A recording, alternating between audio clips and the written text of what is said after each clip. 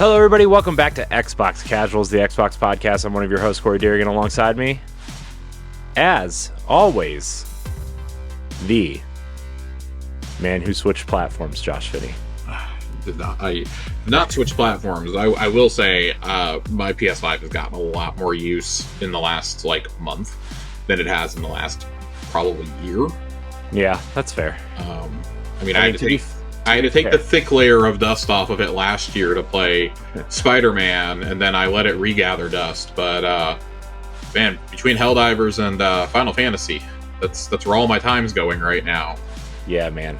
You think? You think Helldivers with a Halo skin on it would be fun, for Xbox, a ODST style skin?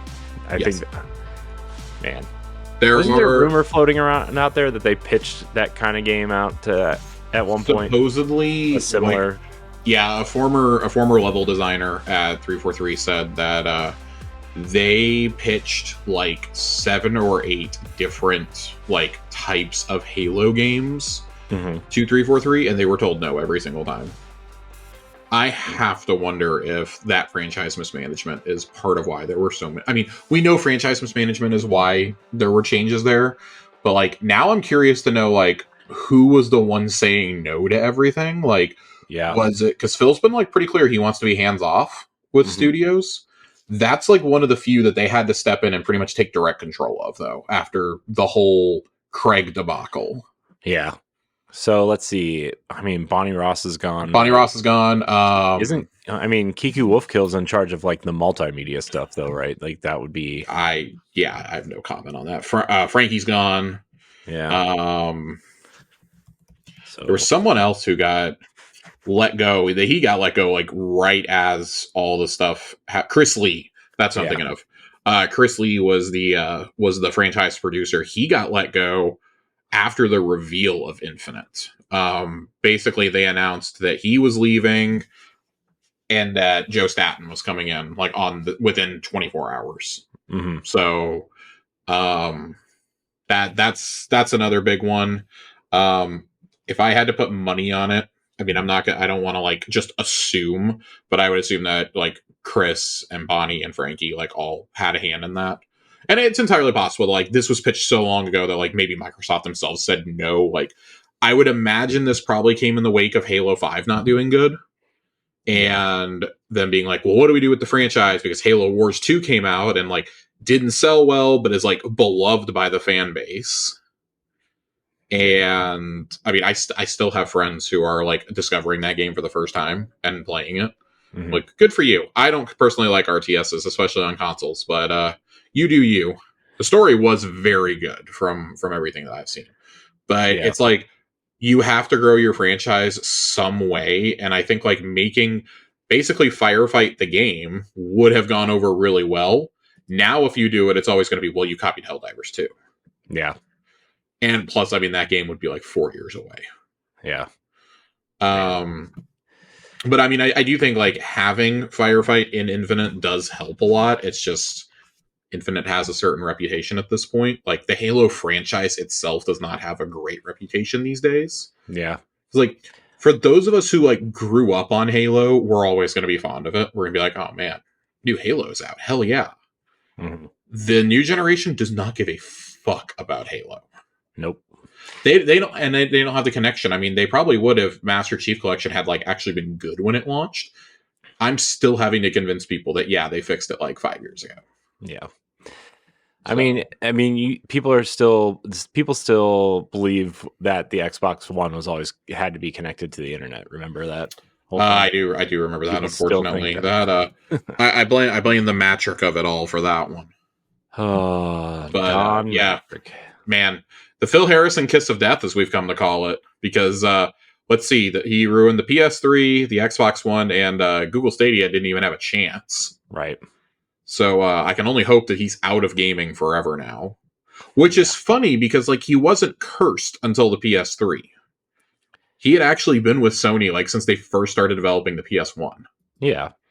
I think that's just like always going to be one of the funniest like little nuggets of trivia is like at some point he became cursed. So I'm choosing to believe that the Boomerang controller and the Spider-Man 2 ass font for the PS3 were both his fault. Synergy, man. Dude, he looked at a George Foreman grill and goes, "You know what a good console would look like? A George Foreman. A fat one." Maybe he got real drunk or high one night and was cooking burgers, and he was like, "Man, you know, it'd be cool if the next PlayStation looked like this." Dude, I think it's even simpler than that. I think he saw the episode of The Office where Michael steps on the grill and said that's what the PS3 Slim needs to look like. Yeah, he steps on the grill, and then you see the Leonardo DiCaprio meme. Pretty much at the screen. Oh, dude, it's so bad. That's it. Like, speaking of Sony, like what a very weird week. They've had just such a roller coaster 24 hours over there. Like, first we get the PS5 specs yesterday, and it's like, this thing sounds like an absolute monster. This sounds like what these consoles probably should have been at launch. Like, it actually sounds like a next generation machine. Yeah. And then you realize the price of the PS5 has never gone down. They're not going. They have publicly said they cannot lower the price on the PS5. Yeah. Well, they raised it and then they lowered it from the raised price. Yeah. Like the digital one went up in price already.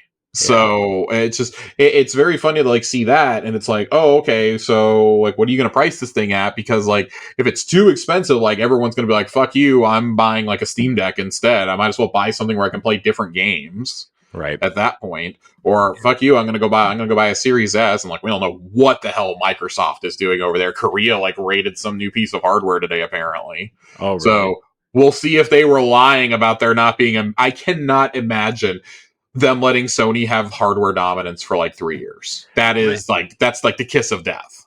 My thing is like either Xbox wasn't planning on it until they maybe heard that Sony might do it at some point.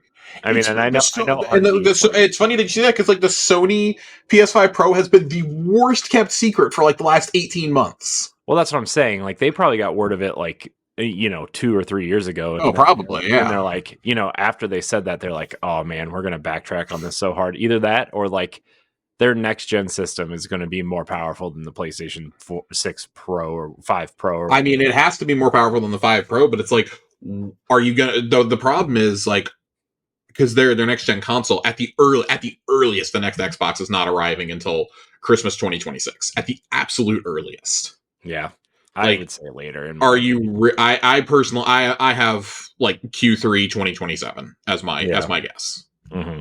Because I think they want to launch it with Elder Scrolls, and with the only reason I could see them pushing for 26 is to try and launch it with the next Infinity Ward Call of Duty game.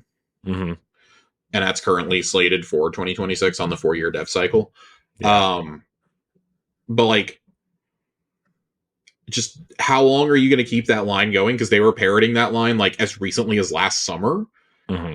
And so we'll see what happens, because like Sarah Bond even said in their video about the games coming to other consoles and like their future business plans that they had hardware announcements to announce. And like, if you just come out and are like, oh, here's a refreshed version of our controller with haptics and like the Elite Series 3, which is made just as shitty as the Elite Series 2, then that's not going to inspire confidence. Like, oh boy, that's what we've been waiting like 6 months to hear about. That was your announcement. Yeah, no, I gotta believe that there's an upgraded Series X Pro coming out or something. Like, put out the Pro, retire the S, the end. And then on the flip side of this, Sony's like, oh, all these specs are coming out. Like, not great for Sony the company for all this to be leaking. They're launching an investigation into it, and then Bloomberg pushes out an article overnight about how production on PSVR 2 has completely halted. Yeah, I saw because that. they can't sell any of these units. Who would have ever thought not releasing first-party games for a peripheral would cause your thing to not sell? I don't know. It hasn't even been out for a year yet, Corey. We're still like a month off from this thing being a year old, and I know. Is that a new record? Is that a new record for a peripheral other than Virtual Boy? Yeah, well, I mean, like, that was also, like, supposed to be, like, its own console. Yeah, I mean, yeah. So, Like, in terms of, like, a peripheral, have we seen, like, something come out and be abandoned? So, other than, I would say the only other thing that comes to mind is the Xbox One Kinect. Because they were backtracking that son of a bitch before it even came out. Yeah, but even that was, like, they didn't... It had, like, 5 games on it.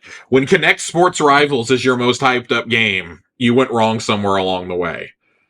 I will say Harmonix really did try to make that thing work. They were the one studio that was bought in because the Fantasia game that came out, I don't know if you remember that. Yeah, it was awesome. And Dance Central were both really good. Mm-hmm. I'll always wonder what, like, a Kinect Rock Band would have looked like with, like, the technology we have now. Yeah. I saw someone trying to say online the other day, like, oh, you know what should come back? Xbox should try and invest in Kinect. And I was like, nope, we're done. We're done. I'm not. That name is so tainted now. Yeah, for gamers though. But like the PC version of Kinect is still being used in like the medical field and stuff. I mean, and that's fine. Like that's something like Microsoft can like go and I'm glad they found a use for the tech. I'll put it that way. But like in terms of like gaming, the Kinect is it's dead. It's dead. That's like the equivalent of saying PlayStation should bring back the iToy. Yeah, why not? You don't want like 85 packs of cards to like unwrap. 9-year-old me thought that was the coolest fucking thing. The kid down the street had a PS2. I had the GameCube. And then we both got it. We both got 360s at the same time. I would go to his house to play Grand Theft Auto and play with the iToy. I thought the iToy was the coolest fucking thing. I didn't have anything like that. He would come to my house to play Smash Brothers, Double Dash, and Donkey Konga. Donkey Konga. Talk about peripherals that have been forgotten to time. The Donkey Kong bongos? The Donkey Kong bongos. Dude, listen, you haven't lived until you've been 9 years old playing all the small things on a set of bongos and, singing about how work sucks. Because, that's something that an adolescent knows about. I just think it's very funny. Like when you look at like the peripherals that have been successful and that aren't in the current era, it's like people want customizable controllers. Like that's going to be successful. Mm-hmm. Like we saw the DualSense Edge has come out, and like it's like, oh, they finally have a first party answer to the Elite controller. It's like for every complaint I hear about the Elite controller, I have like 3 more people be like, man, this is like the best controller I've ever used. A lot of praise for the Scuff ones, too. I know those are a bit pricey, but those have gone over really well. Have you seen the new Design Lab looks for the Fallout series? Yeah, I have. They're pretty cool. I really like that. I'm sorely tempted to finally get a Design Lab controller. I want to wait because I want to see if they announce the haptics. I'm going to buy one of those. I'm going to buy a custom controller with the haptics. Even though I don't like haptic triggers, like I just want my controller to have it if it's an option. So, anyways, I didn't mean to get off on a huge tangent about hardware here at the beginning, but it's been a very interesting day on the hardware front. Yeah, for multiple companies. Man. Also, anybody looking for a ROG Ally Basic Edition, it permanently dropped $399, right? $399, yeah. So good on them, I guess. So, well, Josh, you playing anything besides Final Fantasy and Helldivers? I'm not even playing much Helldivers right now. I'm pretty much like just foot fully down on the gas trying to get Final Fantasy done because I don't know if you heard there's a very busy Friday coming up that involves Dragon's Dogma 2, which has barged its way into the Game of the Year conversation already. Rise of the Ronin and Princess Peach Showtime. Yeah. Which I could not give less of a shit about. All very similar games. Yeah, all very similar good games. All sword fighting magical experiences. That's right. I am very excited for Dragon's Dogma though. It's either going to be like the best thing I've ever played, or I'm going to like throw my controller against the wall an hour or two. So yeah. Well, I guess we'll find out. Yeah, we'll find out if I have to talk about buying a new Xbox controller sooner than anticipated. Yeah. Well, and I am starting to dabble back in Destiny. I've wandered back to Destiny. There's I've taken a long enough break and like been playing like just bits and pieces here and there. I played a pretty solid amount over the weekend with some of our friends from our sister show, Tower Casuals. Played with our buddies Johnny and Joe. Went and ran some trials, which went terribly. Yeah. Not great. No lighthouse for you, Josh. No lighthouse, but I do enjoy the increased rewards if you're playing with a full 3 stack. Yeah, I saw a lot of good feedback on it on the changes. There's a lot of really good feedback. I'll be honest. Yeah, the only thing I saw that people were kind of complaining about, at least in the threads I was looking at, is like a lot of people that came down to the final match. It was decided by supers, and they, people kind of weren't into that. Because it's not great because of the secondary ammo changes, I think, or the. Yeah, I really enjoy it personally. Yeah, I mean that sounds like something I would enjoy, but also I'm not a hardcore Trials player, so. No, I wouldn't say that I am either, but I do enjoy Trials personally. Yeah. When Trials is good, it's good. Yeah. So, and I mean that's kind of like any game mode, I guess, but yeah, when it's good, it's good. When it's good, it's good. When the going's good, the going's good. So, what are you playing, Corey? Other than Final Fantasy VII? Really, honestly, it's really just been Final Fantasy VII, and I played Mario Kart with my kids this weekend, which was fun. It's the OG Final Fantasy VII. Yeah. We should note for everybody. Yeah. So that's kind of it. But I've been doubling up on a lot of content because of PAX this week and trying to get it all out and edited and packed and all that kind of stuff. So not a lot of gaming stuff, but basically just, what else? I played something else too. Oh, I played a little bit of Prince of Persia also. Just because I hadn't played. I'm very excited. I have a copy on the way finally of Prince of Persia. Which on Xbox? Yeah. Yeah. I have Prince of Persia, Dragon's Dogma, and Crisis Core all on the way right now. Nice. Did you see the obscene PlayStation 5 version of Crisis Core prices?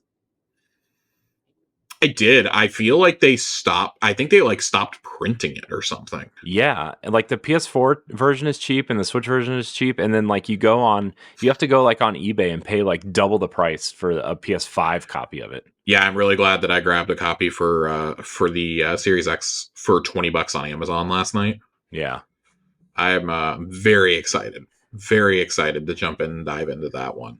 Yeah. I might have a new game to talk about next episode. Think I'm gonna grab a Unicorn Overlord. Yeah, I've heard good things. The new Atlas game. And if we know anything about me, Corey, I really like games from Atlas. I wasn't aware, Josh. I mean, I'm just kidding. We were talking before the show and trying to figure out things that have happened since the last time that we met. Yeah. Speaking of something, hold on real quick. Breaking news, sort of, I guess, or maybe I'm just seeing it. Hold on. Never mind. No, this is real. This seems real. Did you see that? It seems Triple H has been cast as the role of Kratos in the live action God of War movie. No, I did not see that. Where are you seeing that? I just saw it on Twitter. Because I'm not seeing it anywhere. Maybe this is one of those fake accounts. It's a fake account. I just saw it. I saw it. It's fake.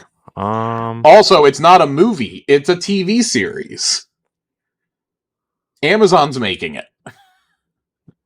Yeah, that right away tells me it's not real. Yeah, no, I see it. I see it on one of those fake accounts. God damn it, I got. I got. You got. It's okay. It's okay. Sorry, guys. Also, I'm like 99% certain they're going to get Christopher Judge to do it. What? Yeah. Well, are they though? I'm 99% certain. Are they not? Are they not doing the Greek stuff? Is this just it's 2018 for sure. That seems like a mistake. I think they're gonna. Well, so I think it is too, but I'm pretty sure they're gonna do it in flashbacks. Yeah, I'm pretty sure they're gonna do it in flashbacks. This is what I was trying to think of. Corey, we've been away for so long. I know, God, that we almost forgot to talk about something big. Oh, what? Oh no. We've had an Xbox Partner Direct. Yeah. Oh God, I forgot about it. It's because it happened like a day after our last show. That's true. That's right. Right. Yeah, a lot of Japan in that. There was some very cool stuff. I have a list of things that were announced there. I'm going to fly through some of these real quickly. Just like kind of the highlights that I had. Sleight of Hand, which really cool. That's from Riff Raff. And it is a game in which that twists together a hard-boiled detective novel and witchcraft. You have to use stealth and magic to uncover why you were framed by your old coven. The Altars was one, which was kind of cool. You explore an alien planet, ensuring you stay safe from its deadly sunrises by creating alternative versions of yourself. So that looked kind of weird. Creatures of Ava is from 11-Bit Studios. Oh, it's being published by them at least. And that is from that is going to be a day one Game Pass game. And Rihanna Pratchett is helping write it, I believe. Neat. If you're unfamiliar with her, she helped write the recent Tomb Raider games. Yeah. So that one looks really cool. There was a big deal made about Final Fantasy XIV Online starting this week on March 21st. It's available. It launches, and if you are a Game Pass Ultimate subscriber, you can claim the Starter Edition perk for 1 month. So kind of dip your toes in and see if you enjoy Final Fantasy XIV. The Stalker trilogy is coming to console. It's actually already out. It's been out for 2 weeks. That was a cool little announcement. And then for me, the absolute biggest announcement of the day, I think the biggest announcement for a lot of people, the Persona 3 Reload expansion pass is free with Xbox Game Pass. Man, I wonder how much that costs to get that. It is. So some details about this. This is a $35 expansion pass, which is insanely overpriced. That's the Atlas tax. Mm-hmm. And that is for costumes, background music, and of course the main attraction, Episode Aegis. Mm-hmm. Episode Aegis is coming out in September 2024. That is, of course, the content previously known as The Answer. A beloved continuation of Persona 3's story by some folks. Other folks completely and totally hate it. I am very ready to see this. It was kind of baffling that it wasn't included with the main game, even as like an alternate scenario after you complete the game. Very cool that this is not just one of those, it's a part of Game Pass and you have to play it on there. This is a perk that is already claimable on your Game Pass Ultimate perks because the background music and costumes, I believe, are already available. You can claim this now, and it is yours to keep forever. You have to claim it by January, I believe. So probably by the delisting date of Persona 3 Reload on Game Pass. It's roughly, I think it delists on like January the 30th. So that's a couple days before it'll leave Game Pass. They seem to get a year-long deal on these. That like you just said, I would love to know how much money they had to back up for this. Mm-hmm. But I think that that just reinforces the partnership that they have, not just with Sega, but in particular with their RPG studios, with RGG and Atlas. Now they had the marketing for Infinite Wealth. They have done a lot with the Persona series over the last 20 months. There was a lot of speculation growing this week that on the direct, I think it was the Direct Xbox podcast, they were talking Persona 6 a little bit. That it sounds like it is coming to all platforms right away. None of this delayed, timed exclusivity nonsense. And that it may very well have marketing locked up by Xbox. So definitely going to keep an eye on that. That for the record, that is my way too early prediction for the June showcase. Is that's the one more thing. I think that's just they've shown they want to show off multiple Atlas games at these shows. Yeah. So I was a little bit surprised that we got the expansion pass now and not as one of the things in the summer showcase. But I'm also like low-key really glad that they did it here. This was the big draw. This big draw was right smack in the middle of the show. What else do we have? Nexon has an action RPG called The First Berserker Kazan. That looks kind of cool. It's a mixture of hack and slash and puzzle solving. Tales of Kinzara Zhao. I've been looking forward to this game since we got it revealed at the Game Awards. Yeah. I wonder how bummed they were when, or maybe excited because of Prince of Persia, right? Because like Prince of Persia got announced a couple months before that, or like a month before their reveal, and like they're basically making that a similar style of game. But also, I wonder if people who like Prince of Persia are looking for another experience and that's closer. So I wonder. I mean, this looks awesome. Believe it or not, I believe this is being published by EA. I know. As well as like one of the originals, kind of like how Joseph Ferris is set up under them. Yeah. But it is the debut title from Surgent Studios, and it's the personal project from Abubakar Salim. I hope I pronounced his name correctly. Who is known for voicing Bayek in Assassin's Creed. Ooh. Yeah, and this comes out April 23rd. So I'm pretty excited for this. This is also, I believe, this is like a $20 or $30 title. I don't think it's like massively expensive. It is a Metroidvania as well. So yeah. If you did not see the reveal of it at the Game Awards, definitely go and take a look at that. It was a really great reveal, I think. Yeah. Yeah, that's cool. We have one fine. God, my page is refreshing right now. All of this is being pulled from Eurogamer, by the way. They compiled this whole list. We had two more. Frostpunk 2. It's coming the PC July 25th, and it is coming to Game Pass right away. That's great news for those who like the first one. And then not Onimusha. Yeah. I never remember the name of the game. I just know it's Nitsugami. Not Onimusha. Nitsugami Path of the Goddess is coming later this year to Series X and S and will be on Game Pass day one. This is a brand new IP from Capcom. It was revealed during the summer showcase last year. Finding inspiration in Japanese folklore mythology, the game tasks you with battling deadly beasts and rebuilding your village. This game looks awesome. I think this looks great. Yeah. Looks awesome. If this wasn't if we didn't have the Persona 3 announcement, this would probably be my biggest thing out of the show. But I think this is really, really cool. I think this is really special. This was definitely a better partner direct than the first one they did last year. Yeah.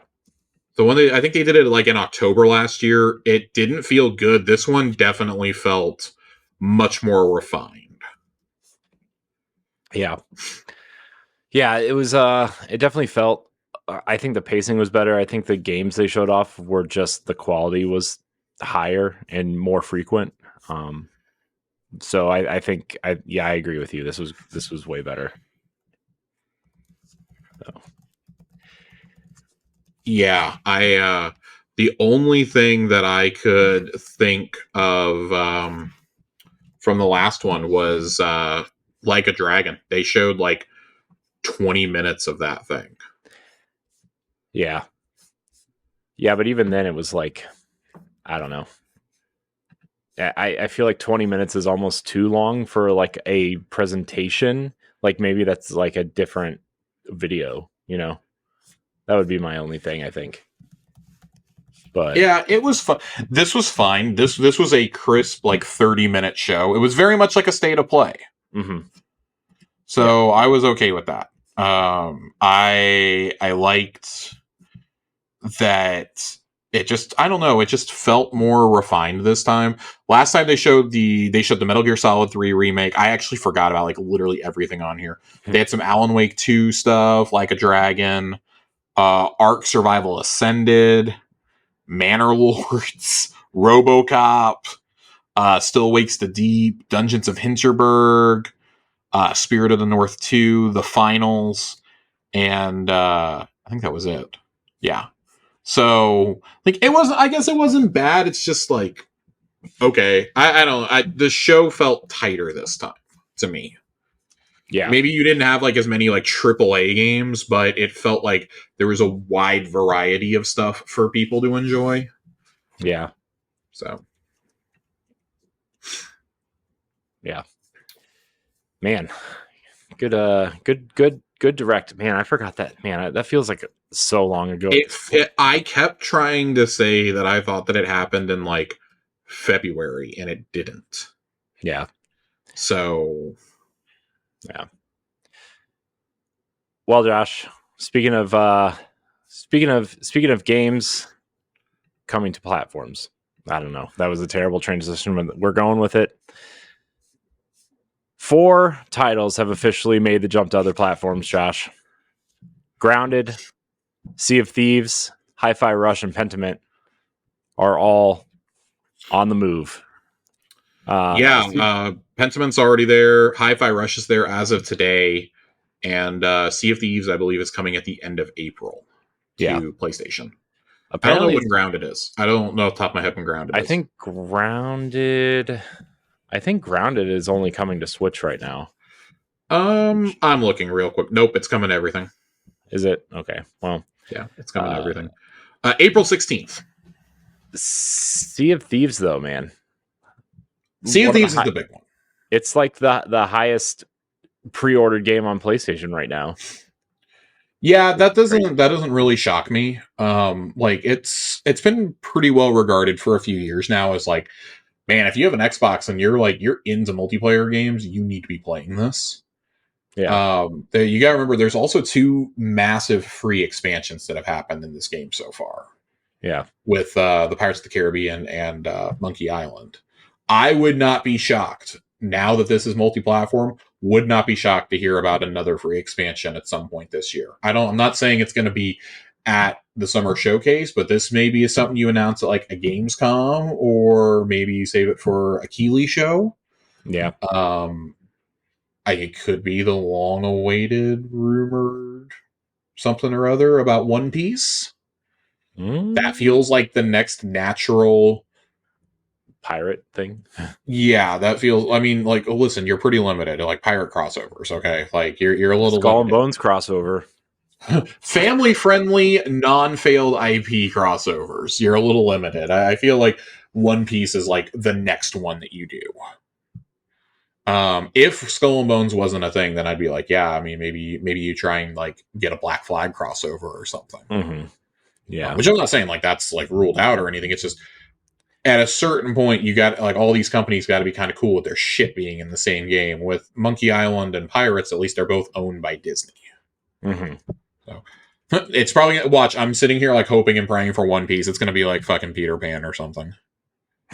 Captain Hook's going to be running around, which like low key fighting Captain Hook as a pirate lord would be kind of cool. I'm not going to lie, but it would feel really goofy in the Sea of Thieves world, I think. Whereas, like, I feel like anime pirates, like, because they've made these expansions to be standalone, like, that would work so good. Yeah. I don't know. Maybe I'm crazy. Maybe I'm just crazy. But, like, there's also never been, like, a good One Piece game. Like, really never been a good Pirates game either. Like, hey, if anyone can handle it, I think it's rare.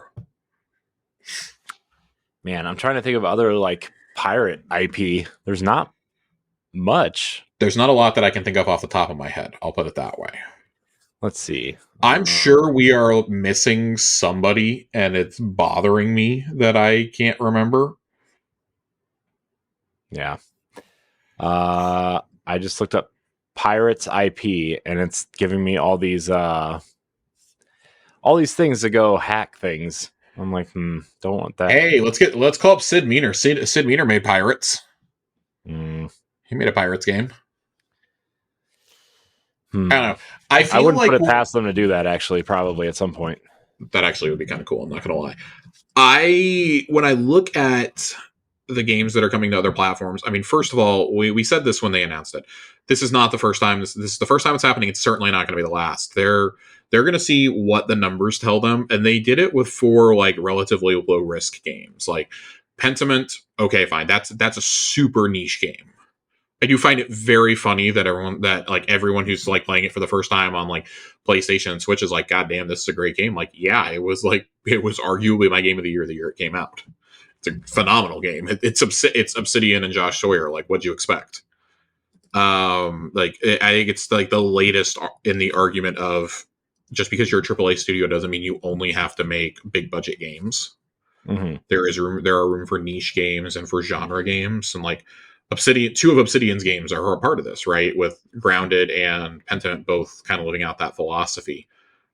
I think Grounded definitely has great numbers, but has certainly hit a wall in terms of the engagement you can get out of Xbox and PC. It coming to Switch and PlayStation, it's going to get a whole second life.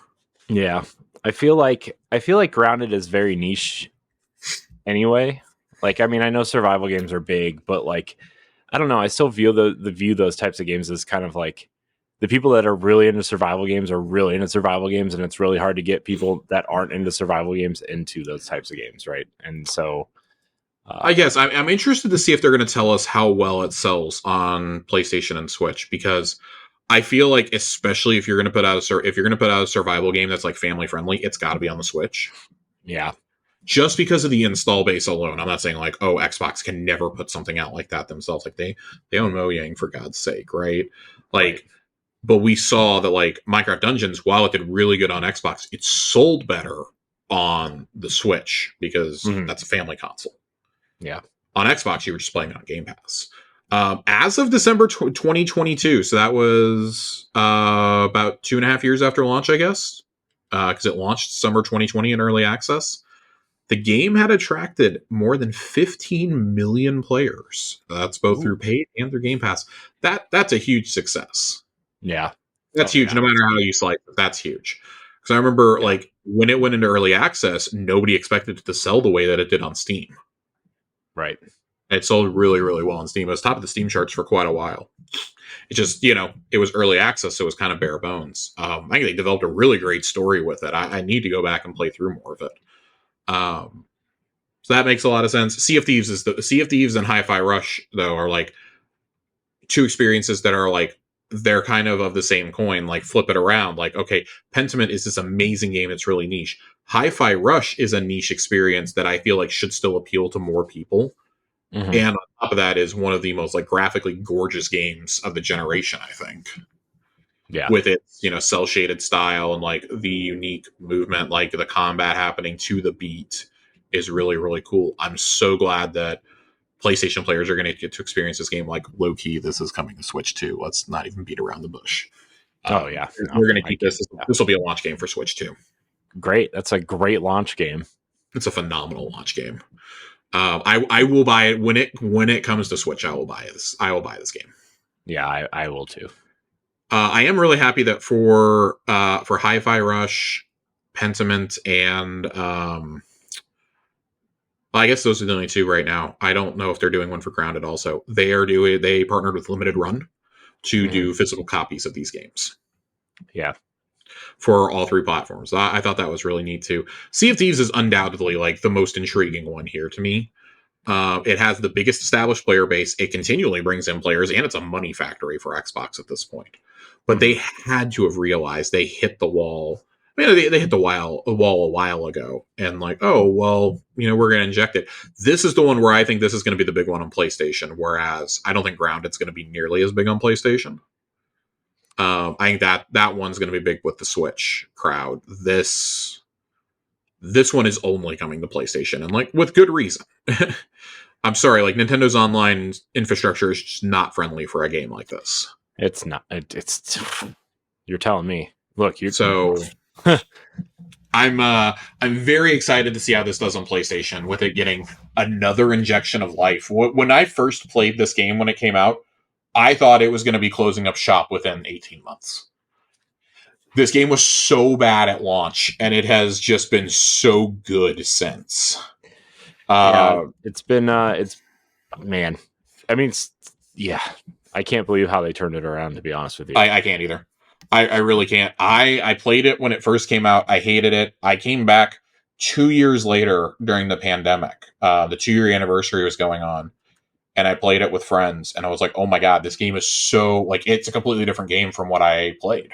Mm. And they're like, "Oh yeah, like basically the anniversary update that they did for year one was like kind of there were turning points before that, but that was like the big turning point, turning it into what it is now. And they've just continued to build on like those styles of updates. They introduced the tall tales.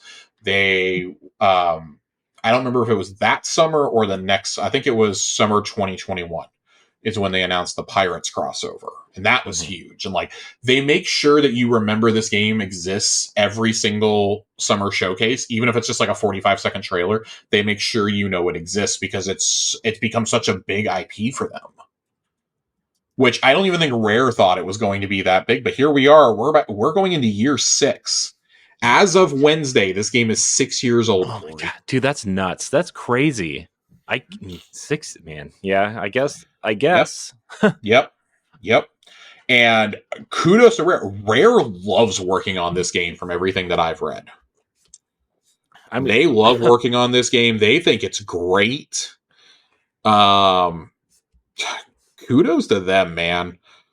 I think this is great. Yeah. Yeah, I think I'm happy that Rare has found some sort of success in this because it didn't look like it at first. It's funny because we saw the previews for it and we were like, man, this game looks super interesting. Mm-hmm. And then it comes out and it's dog shit. Yeah. But I think the big question that we had as Destiny players was like, okay, what's the progression look like? And then they came out and kind of said, well, there isn't really any level based things, right? It's all kind of, you go out with your friends and it's about the adventure, not the leveling up. And the end goal is like, okay, well, if you level up, you get to go be the pirate king or whatever, right? What was it called? I forget what it was called, but it was like Pirate Legend. Pirate Legend. You're right. And then we're like, oh, okay, that might be interesting. And then like you get into the game and there's like really nothing to like, there's no quest line or anything. You just kind of go on, you find these maps and you go on adventures, right? And it was like, I don't know. I feel like this still needs some structure, and then they've implemented it, and then they've put cool things like we've already talked about. And I'm so happy that this game turned around. So I want to read some sales statistics that have been compiled. And I mean, I don't have any sources for I'm not going to read out all the sources, but this is like compiled under commercial performance on the wiki page for it. 8 days after launch, Microsoft declared the game as the fastest selling new IP released for the Xbox One, beating out the previous holder, Quantum Break.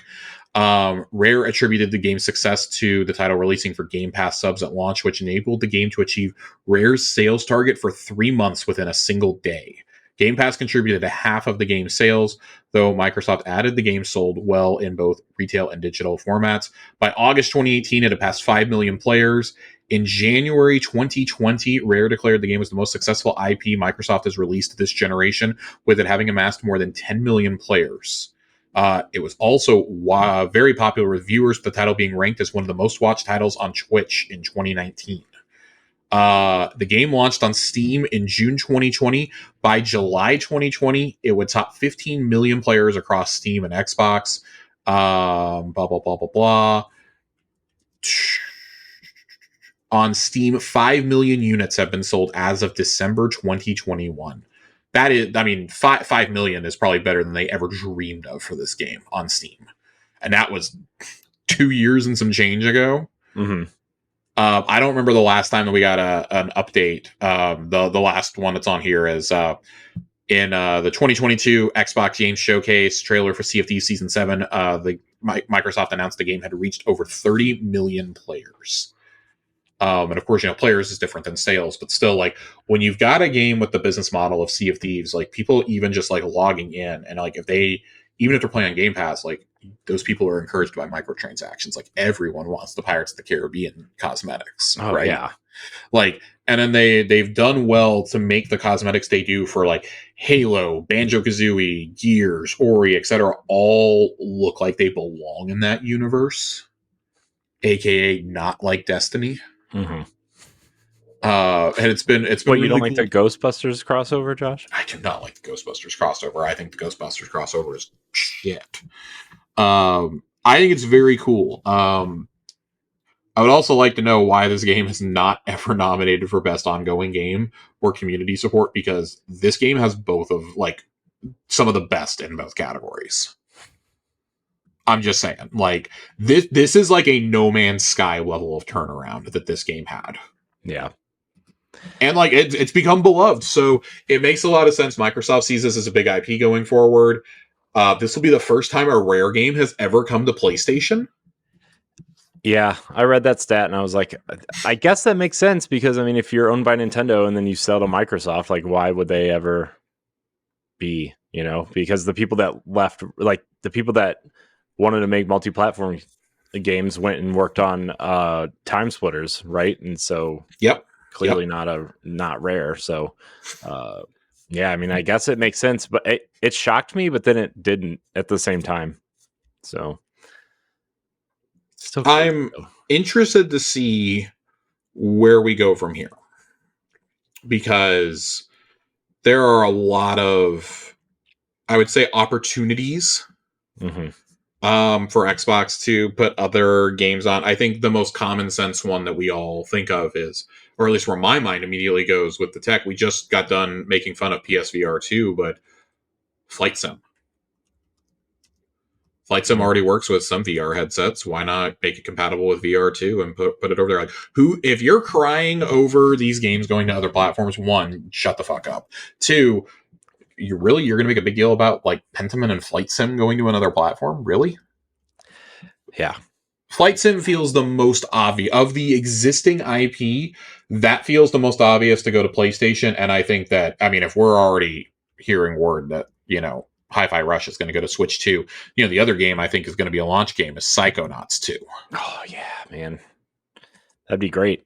Because it's so weird that, like, we all thought it when it came out, like, it's kind of weird Psychonauts isn't coming to Switch, and then it was like, well, Microsoft probably didn't want to invest any more money until they knew how this was going to go over. That console, though, that is the crowd that is going to buy this game. Yeah. Not that Xbox fans didn't play it. It was very well received. It was played it was played well. It sold decently on both Xbox, PlayStation, and Steam.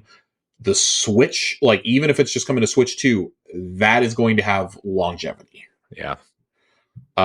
We forget so often how, like, if you only play platformers, you're probably only playing on Nintendo.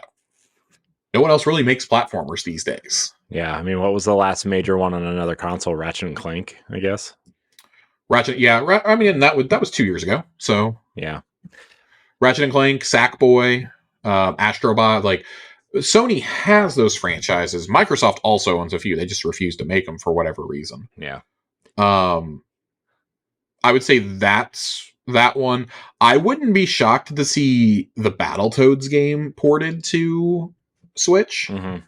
But maybe if it had been received better. I don't think that, like, it wants to be seen as like, oh, Microsoft's dumping, like, garbage games now. Like, they've set themselves such a high mark with bringing these 4 games over, all 4 critically acclaimed, 3 of them absolutely beloved by the wider community, I believe. Yeah. I'm kind of leaving, like, Pentiment out on that, because that's such a niche game. But if you love RPGs, this was an incredible game. The other one that I would say, and I don't think it's not going to come right away, but I definitely, like, once, like, DLC support for it wraps up, I 100% think that The Outer Worlds 2 will be one of those. Yeah, that makes sense. The first one, of course, was on Xbox and PS4, and Phil's been asked over the years, hey, is this going to come to PlayStation? And he's like, oh, I don't know, I don't know. Like, that feels like something, like, they probably won't put it out there in the first, like, 18 months, but once you get near that 2-year mark, Yeah. I would expect it to come. Yeah, so I was listening to a podcast the other day, and what I was hearing, I mean, it was a theory, right? Is like, okay, well, if Xbox is really going to start bringing these games to PlayStation at some point, right? Yeah. Like they were talking about Starfield, for example, right? Not saying that it's going to come, but if it were to go, they would maybe put the DLC out on Xbox and then release some sort of Game of the Year edition on both platforms at the end of the year or something for whatever, right? So that's kind of what, like, their theory. Like, once the game's kind of DLC cycle was over or partway through, they would release some sort of package across the board. And then, like, the base game would stay on Game Pass, and what Microsoft's been doing, right? We'll sell you the DLC if you for a discount if you're a Game Pass subscriber or stuff like that.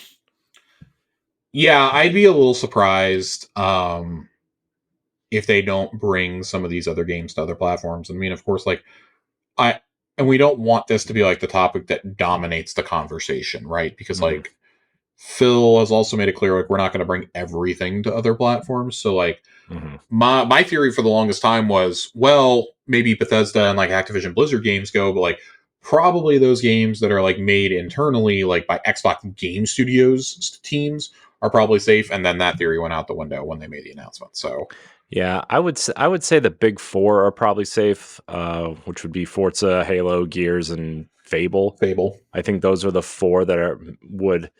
I think if you see any of those kind of move over, I would start ringing some bells, but maybe. Yeah, I think the alarm bells for me would go off if they were doing that, or like things from like mainline Bethesda were going. Mm-hmm. So I don't even think it's like necessarily like a huge alarm bell if like Starfield goes over eventually. Mm-hmm. But I just don't. I don't really want to see it happen. Like, there needs to be a wide enough window. Like, I'm saying, like, the window to put things on other platforms needs to be as like fucking wide as Sony putting their stuff on PC. Mm-hmm. Like, yeah, you're gonna get stuff, but you're gonna wait a few years. Like, they existing franchises. That's the only reason why I bring up the Outer Worlds. It's an existing franchise. But then you go down the slippery slope of, well, what about Doom? What about Wolfenstein? What about Elder Scrolls and Fallout? And of course, the one that's kind of looming right now, Hellblade. Mm-hmm. Those are ones that I think, like, okay, they're probably going to be a little bit touchier about it this gen. Next generation, I'd expect there to be some more blurred lines. Yeah. But it really is it's going to depend on how the industry shakes out over the next year or two. I think for right now, like, if this was all you got this year on other platforms, I would not be surprised. I do think that Flight Sim is the next one. I would put that in Sharpie right now. Would you say 2024, Flight Sim 2024, or just Flight Sim? See, now that's the caveat of, well, if you put like the Flight Sim that's currently available out there, like, who's going to want that? Yeah. Like, but if you put 2024 out there, again, it's like, I don't know, like, it's just not a huge game for console. Like, if you're playing that, you want to play that on a nice rig, on a monitor. Like, don't get me wrong, it looks gorgeous on my OLED, but I don't want to sit there for like 3 hours. Yeah. Playing Flight Sim. But the people who are into it, I'm totally here for it. I'm glad if you're into it. I do think Flight Sim will be the next one, whether it's this year or next year. It's going to be Flight Sim. Mm-hmm. I can't really think of another game right now that they've put out in recent memory that I'd be like, yeah, like Psychonauts 2. Psychonauts 2 for the Switch would be the other one. Yeah. And again, like, nobody should be surprised by that. That game has been out for it by the time Switch 2 comes out. That game will have been out for 3.5, going on 4 years. You think they would release a bundle with 1 and 2? Possibly. I know the rights for 1 are really weird. Are they? Yeah, so that was the first one was made by Majesco. Right. And I mean, even the VR spinoffs have never been released for anything other than PlayStation. Right. So I don't know how any of the rights work for that stuff. Well, Majesco is also like defunct now, right? Yes. That's why I'm saying, like, I don't know who ended up with the rights to the original Psychonauts, because I imagine if Microsoft could have done an upgraded version, they would have made a big deal out of that going into 2. Yeah. And Anyways, this is your PSA. Go play Psychonauts 2. It's great. It's probably the best platformer of like the last 4 years. All right, so I'm reading this thing on Psychonauts. So Psychonauts, developed by Tim Schafer and Double Fine Productions, published by Majesco Entertainment. Later, Double Fine acquired the Psychonauts license from them. Interesting. Okay. So we basically just need Phil Spencer to like get off his ass. Yeah. It looks like they acquired the rights to Psychonauts when Majesco, like right before Majesco shut down and declared bankruptcy, and they were trying to get back some of that money to make up some money for that. So, yeah, that would be my guess at this point. I don't know. That's an interesting scenario to keep our eye on. Yeah. Like a Psychonauts collection for launch of like Switch 2 or something with Hi-Fi Rush. Oh man, got our portable Xbox, Josh. Yeah. My God, I can't stand you. I know, it's okay. All right. And do we have any other predictions of things that'll come to other platforms? I mean, I don't really have anything right now. Nothing that we know about. Yeah, I don't have anything off the top of my head at this point. I do think they're going to genuinely be careful with this at first. Yeah. Oh yeah. No, I think they picked the right games. To be honest. Yeah. So. All right, Josh, let's move on to this next story. It's not like a huge story, but it's an interesting story, so I wanted to talk about it.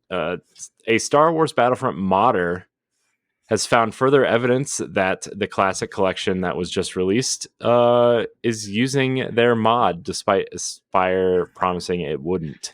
This thing has been such a catastrophe. Yeah. This is nuts. I didn't want to rain on anybody's parade when this got announced a couple weeks ago, but I was like, as soon as I saw who put it out, my excitement went completely out the window. We have made fun of Aspyr for a very long time on podcasts. Their mishandling of the Star Wars IP needs to be studied. Oh my gosh. Remember when they promised the Knights of the Republic 2 they were going to finish it first? I do remember that.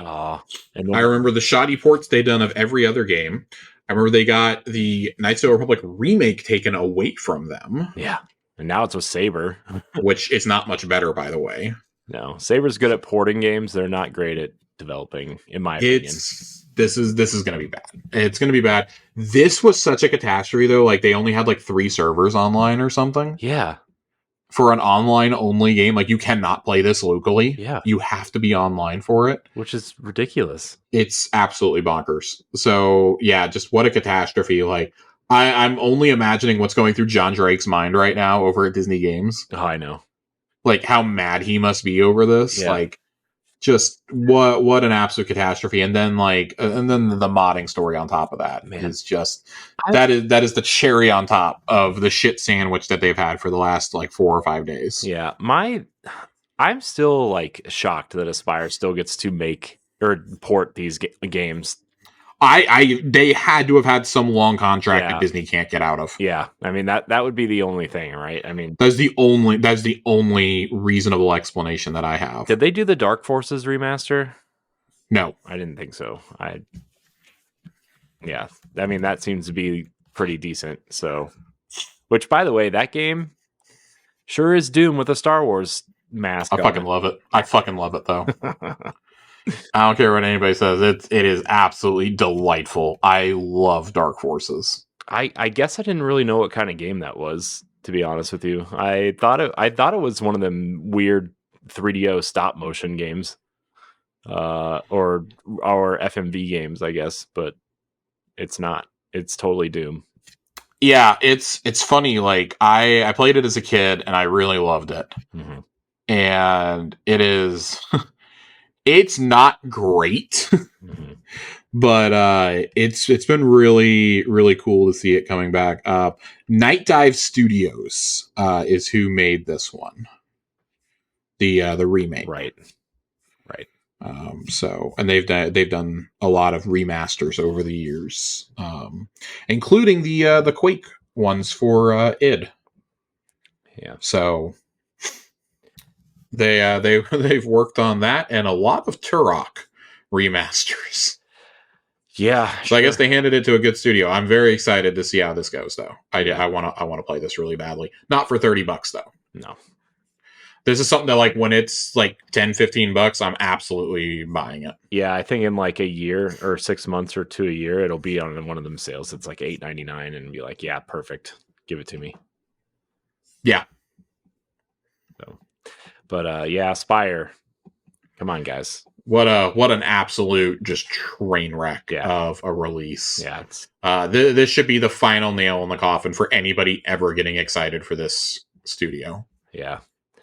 Yeah, I mean, once they mess up the KOTOR 2 kind of DLC situation, and then the train wreck that was the Knights of the Republic remake, like I was like, nah, I'm done. I don't care.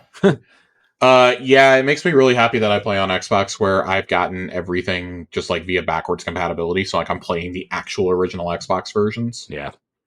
For the most part, or I can just like buy a disc if I find it, and that just makes me incredibly happy. Yeah.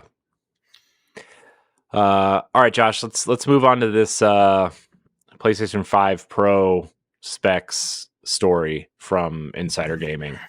Seems like this console is coming sooner rather than later. It's coming this fall. And this kind of puts Xbox in an awkward position, which we were kind of talking about before the show started. What do you? Yeah, we kind of talked about it at the top of the show too. Like, this just, if they do put this out and Microsoft doesn't have an answer this year, then that's, I wouldn't say disastrous, but you're basically saying you're going to allow Sony to control the hardware market for 2 more years. Mm-hmm. And you really can't afford that if you really are intent on, like, and I know like Xbox made a big deal out of it, a lot of fans made a big deal out of it. Well, they don't need to sell boxes. Yeah, you still need to, though. Like, you're still trying to get in people's living rooms. Yeah, like, especially because it's just you have another avenue though through Windows, obviously. Mm-hmm. Especially because like Xbox or the Game Pass is, I mean, its biggest growth potential will be on a console, because PC players obviously want to stay on Steam. The sales numbers show that, right? Cloud gaming isn't really growing, right? I mean, I know that they said that their cloud and PC Game Pass growth was in double digits, but that could be 10% or 99%. You don't really know. So let me float this off of you really quickly, because the story from Insider Gaming says that it's tentatively planned for this fall, but it could shift because they don't have any major first-party games lined up for this year. Mm-hmm. And that's something that, Tom Henderson over at Insider Gaming has reported on. Jeff Grubb has talked about it. Like, they don't have anything planned for the second half of this year. Mm-hmm. And they really didn't have much in the first day. They're really lucky to Helldivers was as good as it was, honestly. Yeah. And Final Fantasy VII, though, helped quite a bit, too, I think. It does, but also, like, think about how much they had to pay for those rights. Fair. Yeah. Like, that is probably the most expensive exclusivity deal in history at this point. Mm-hmm. I don't think it's particularly close.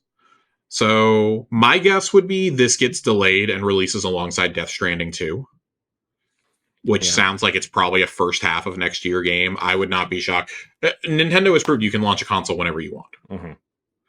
And, I mean, PlayStation is the market leader. They can release it and the fans will come. Mm-hmm. Especially if you want to get it out there next year with Death Stranding 2. Like, okay, cool. The super fans are going to buy it. That allows you to restock as you're releasing bigger games throughout the year. I don't know, Grand Theft Auto 6? That's the other thing. If this launches and it's the only premium console, guess what? That is now the best place to play every single third-party game for the next couple of years. Yep. I have to believe Xbox has something in the works, even if they swear they don't. They have to, man. Like, they have to respond. Like, I don't care. And also, they have the first-party support for once to back up releasing a console like this. Right. Especially, like, I mean, you look at Hellblade, like, I mean... Oh my god. Like that photo mode preview they showed, like all those, oh my gosh. Like, I was talking to some people on my other podcast and they thought these were like live action stills. Yeah, I've seen multiple people say that. Yeah, I'm like, man. No. Welcome to a real console. Sorry guys. Sorry Switch fans. Yeah. I don't know what to tell you guys. I don't know, man. Mario Kart's pretty realistic. I fucking hate you. But like just the general specs on this, the ones that I'm interested in, they've got a resolution upscaling solution for this. They've got 2 to 3 times ray tracing is what it's targeting, 4 times in some cases, rendering things on screen 45% faster than the base PS5. I'm not even going to talk about teraflops. Who fucking cares about that? Support for resolutions up to 8K is planned. And then there's an AI accelerator that's built into this. Supposedly, first-party studios have had access to this hardware since September 2023. Third-party got it in January, and test kits will be available starting this spring that are available or identical to the final product. This has Kojima written all over it, man. Mm-hmm. That is like the Death Stranding 2 preview is, aside from Hellblade 2, that is the best looking game I've seen in my entire life. Yeah, I mean, even that image that like I think Kojima reposted or something of what's her face smoking the cigarette is like the most realistic cigarette smoking I've ever seen in a video game. And like smoke is like one of the most notorious like hard things to like animate. Yeah. So I don't know, man. You want some headliner titles to put this out. Like that's going to be a big selling point of Switch 2 is going to be, hey, all your Switch games look and run so good. Tears of the Kingdom finally maybe will run well. Let's not put the cart too far in front of the horse here, Josh. That's true. But like I was saying, like remaster it and release it 5 years later. I think that Microsoft has the games that would necessitate you can put this out and be like, this is the best way to play our first party lineup. It's going to be headlined by their fall lineup is headlined by an Obsidian RPG, by Indiana Jones and the Great Circle, the next Call of Duty from Treyarch, Diablo 4 Vessel of Hatred, and whoa, what's that I hear in the distance? I would bet money that Forza Horizon 6 is a day and date release with whatever upgraded Series X comes out. Oh yeah. Yep. And I mean, there's no way they don't know about the specs already. This is shoot your shot, put it out there earlier, because then you can say, hey, everything that's coming out next spring is also going to look better on this console and run better. Yeah. And, you know, I think Sony, like, even if Death Stranding isn't ready next spring, you can bet your bottom dollar that they are going to have this thing in stores ready to go for Grand Theft Auto 6. Mm-hmm. They would love nothing more than to bundle. Yeah, what if you had a situation where like the first million people to buy a PS5 Pro got Grand Theft Auto 6 as part of it? Man, what would that cost them though? I don't know, but I've seen weirder things. Yeah. I mean, I bought a PS4 a year after launch, and it came bundled with GTA 5 and The Last of Us. So, yeah, I've seen weirder shit. Yeah, fair. But to answer your question, it would cost an insane amount of money. Yeah, it would cost a stupid and ridiculous amount of money to do something like that. And we don't even know who has the marketing rights for that. We probably won't know that until May or June. I mean, I would say it's all but confirmed it's going to be Sony. Mm-hmm. Because I don't think Microsoft wanted to back up the Brinks truck after they just bought Activision. Mm-hmm. But yeah, I'm interested to see how this comes. I really want to see if it's coming out, because this sounds absolutely wild. Yeah. The most important thing, if you're going to do these new consoles, though, is that you're gonna have to, like, these consoles need to be targeting consistent 60 frames at 4K.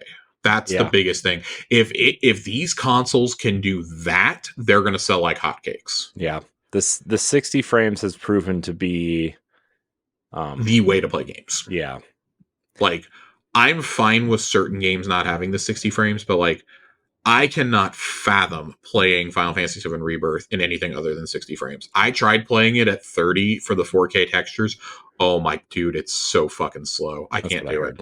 Yeah. I absolutely cannot. It's gorgeous, but I cannot do it. Yeah, it's rough. It's rough, but in 60 frames, it is one of the smoothest, most gorgeously flowing games I've ever seen. Yeah, and if they can get that running, like you said, at 4K 60, and like I understand like the performance modes and the graphics modes are all going to be there for these consoles, but like if you can get back to not having that issue at all, right? Like having people go in and have to fit and just play with settings and stuff, like if you can just I mean that would be the ideal situation, right? So 60 frames, 4K, textures, ray tracing, all of it. Just get it all in there. Yeah, get it all in there. And I think like that would also be a way to prolong this generation. We all know that that's why the PS4 Pro and the Xbox One X came out. But in reality, it's almost like the consoles that we got in 2020 should have come out in like 2018. And it's weird because like technology, I think also like they built these consoles to try and be future proof, and then just like Nvidia and AMD and like all these companies made these huge leaps after the consoles were already announced. I mean, we were in the 30 series and now we're like already up to the 50 series with Nvidia cards, right? Yep. And it's bonkers, and the Steam Deck wasn't a thing at the time, and now so like everybody's having to pivot their strategies. You know, there's been talk, I think who was it? I think Jez was talking about it, where like the next Xbox, he like sees it being like a hybrid approach. Like they like the idea of, you know, a premium console, but also having like the portability factor. And so like maybe the Series S doesn't exist in the future, but like their version of a Steam Deck does. Which by the way can't happen until they figure out how to fix Windows OS for portable, because that's the major thing holding back like the ROG and the Legion Go. Yeah. So supposedly Jason Ronald's team is working on that. I don't know how much I believe that one based on who came out and said it, but I'm going to choose to be a little optimistic on that front. Yeah, I would say Jason Ronald has to be involved in some capacity regardless, right? I mean, yeah, I mean he's basically the platform director at this point, so yeah. So do you have anything else to say on this? I think it would I think it would be a mistake if Xbox didn't at least consider following suit, unless their next gen, quote unquote next gen console was so close, but at that point, like, dude, it's just, you just can't. And it's funny because like normally I would probably be like, yeah, you might be able to get away with it. GTA 6 is a year out. Yeah. You have to treat that like the event that it is.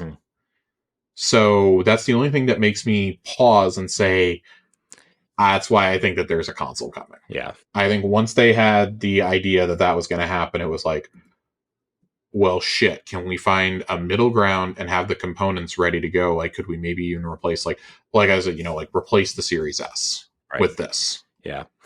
So now the Series X is the entry one, and like this is the new one, man. Or even like we saw with the PS4 Pro and the and the One X, like, okay, let's eventually like phase out the base version also. Yeah, man. Just offer your digital version, offer one with a disc drive or like a detachable drive or whatever. Yeah, and let's go. Like that glass has already been broken, so you don't have to be the bad guys here. Yeah. All right, Josh. Let's talk about some of these mini stories here. Let's do it. Hellblade 2 looks incredible in its new photo mode preview. We kind of hit on that already. But Josh, this game looks incredible in this photo mode preview. It looks wild. I literally cannot look at it anymore because I just want to play this so badly, and we're still 2 months away. I know, especially because I just replayed the first one. Like I just finished it like a couple weeks ago, maybe. Man, I cannot wait. Oh, it looks so good. Looks so good. Yeah, I'm very excited. Let's see here. Josh, Sea of Stars has passed 5 million players and is introducing a 3-player couch co-op mode. How do you feel about that? That's cool. I mean, we knew that DLC was coming for this game. That story DLC was coming. Just a question of like, when will it actually come now? Mm-hmm. Yeah. So. I mean, how do you feel about like I didn't really see this game as a multiplayer experience, but I mean, I didn't, but I do know people who are really excited for this. The 3-person co-op games are just weird to me. Yeah. I understand 2, but 3 is just a little funky. Yeah. I don't know. You think it's because we grew up in an era where 4 controller ports were like the norm, and so 2 or 4 players was the norm, and then 3 is just kind of weird. I would say so. Not just that, but also like I don't know, that's been like the standard for so long. Yeah. And just this weird kick got started, like 8-10 years ago with The Division did it and Destiny did it and Apex does it. Apex does it, and we're still stuck in this. Like 3 people, like, no, just let me do let me have my option of 1 to 4. Make some friends. God, dude, it's just so annoying. Yeah, it's like, Jesus Christ.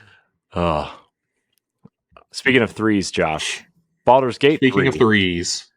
Baldur's Gate 3 receives 3 updates in the same day for Xbox Series X and S for a Xbox-specific bug. 3 patches in the same day. Let's see. I don't even remember what the bug was. It doesn't. It just says these are hot fixes. But it's Xbox specific crash bug. So that's interesting.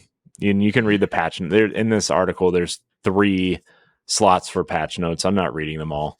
I'm not gonna lie. But basically, it's scripting errors and crash, and they've implemented crash blockers and some other things into the scripting. But man, the Xbox version of this game just can't catch a break anywhere.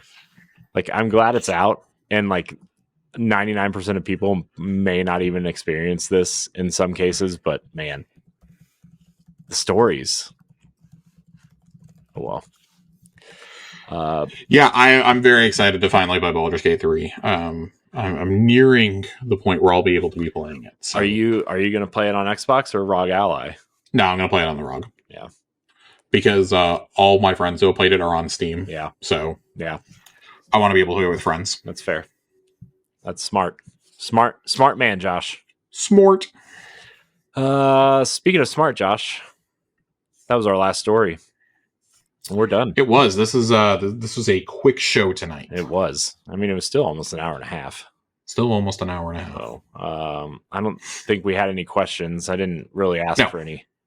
So, no, we didn't ask for any this week. Yeah. It might be kind of slow times here until we get closer to Summer Showcase. Yeah, which is fine, I think, because I mean, Tower Casuals is about to ramp up. So, oh my God, you see all the Final Shape boxes. I'm very stressed.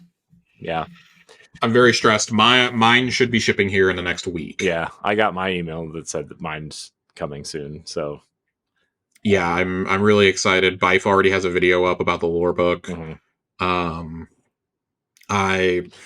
You see Bife? I'm excited, man. There's a stream tomorrow about Into the Light. So yeah, you think? I mean, did you see that Bife has like a 52-page script for Destiny lore because he's doing like this whole massive video of the lore up until the final shape? Yeah, he hasn't updated it in a couple of years. Yeah. So. And it's that 52 pages is actually shorter than I thought. Well, that's before Destiny 1. Like, it's lore before Destiny 1 begins. Is 52 pages. He said that he was tweeting about it today. He said that the lore book here has the oldest lore we've ever gotten in the history of the Destiny universe. Yeah. And that people were like, they were asking him specific questions. They were like, back before the garden? And he was like, yes. So that is super intriguing to me. Yeah. I'm very curious to see how this goes, because that would mean like maybe even the lore predates the Witness. Yeah. So that's going to be fascinating. We'll talk more about that on Tower Casuals on Thursday. I am trying to stay spoiler free on most of that stuff until we physically have it in our hands. Yeah, me too.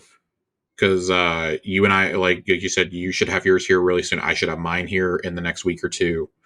And then it's going to be, I'm going to sit down and take like meticulous notes for like 3 days straight. And then it's going to be, hey, here you go. We're talking about this. Mm-hmm. So yeah, I'm very excited based on some of the things I've seen already out of this collector's edition. The emblems look cool. Yeah. I'm digging the emblems. Yeah. It's going to be good times. It's going to be good times, Corey. It's going to be good times.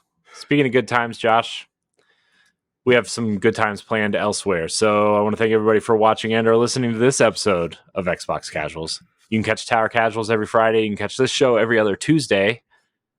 Follow us at Tower Casuals. Josh, thank you for your time tonight as always. Always. Where can we find you? Twitter, at Josh_Finn. You can see me reliving the excitement of the Kyrie Irving game winner from yesterday. I screamed so loud that my neighbors came to check on me. Well, nice of them. Nice of them. Have you ever seen the Mina Kimes reaction video when we drafted DK Metcalf? She they're in the middle of discussing the pick before, and then it comes in for DK Metcalf, and she jumps out of her chair screaming, "Yes, I knew it!" as loud as she can, because she's a very, very well known Seahawks fan, as well as being a senior analyst over at ESPN. That's basically what I did, but like 10 times louder. Jeez. Every single angle you see of this game winner is just, sorry to everybody who hates sports. Every single angle you see of this, it's one of the greatest game winners I've ever seen in my life, if not the greatest. Buzzer beater. It just gets better and better. Kyrie grabs it with 2 seconds to go. Left-handed hook jump shot from beyond the free throw line. It goes in. You can see very clear. Dirk Nowitzki is sitting courtside with his family. His family is going nuts. He is holding his youngest son tightly because his kid tried to storm the court with the team. And it's absolutely hysterical. Like him and Patrick Mahomes are sitting courtside. Like their reactions to everything are absolutely priceless. Luka he collapsed under the basket. He just like collapsed crying because he couldn't believe it. Wow. And the video of him, he goes over, like he walks over. He's not even running. He like kind of like lightly jogs over to the dog pile, which the dog pile that forms at half court. You see Mark Cuban come running onto the court too, which is hilarious. Wow. And Luka starts digging through the pile and pulls Kyrie out of the pile and just like walks off hugging him. Wow. It's great. It's great. Like, listen, I've had my personal issues with the guy in the past. I think off the court, he has been an absolutely massive distraction for years. But he has been an absolutely model teammate for the year plus that he's been in Dallas. And, man, anyone who thinks that this dude is unhappy here, like, you just need to go watch that game winner. Because he went nuts. Like, him and the team went nuts. God bless America. Stephen A. Smith had to say nice things about us this morning. It was beautiful, Corey. It's beautiful. Stephen A. Smith. He doesn't have anything. Stephen A. Smith had to acknowledge that the Dallas Mavericks are rising from the grave. He doesn't have anything nice to say about anybody. That's fine. Anyways, well, Josh, I'm glad you're experiencing good luck with your basketball team. But as for me, you can find me at I am Corey HD. If you are at PAX East and you listen to this show, I will be there. You can come talk Xbox or Destiny with me. It'll be fun. So yeah, Josh, again, thank you for your time. I appreciate you. Of course. Thank you guys out there for watching and or listening. And until next time, we love you. Goodbye.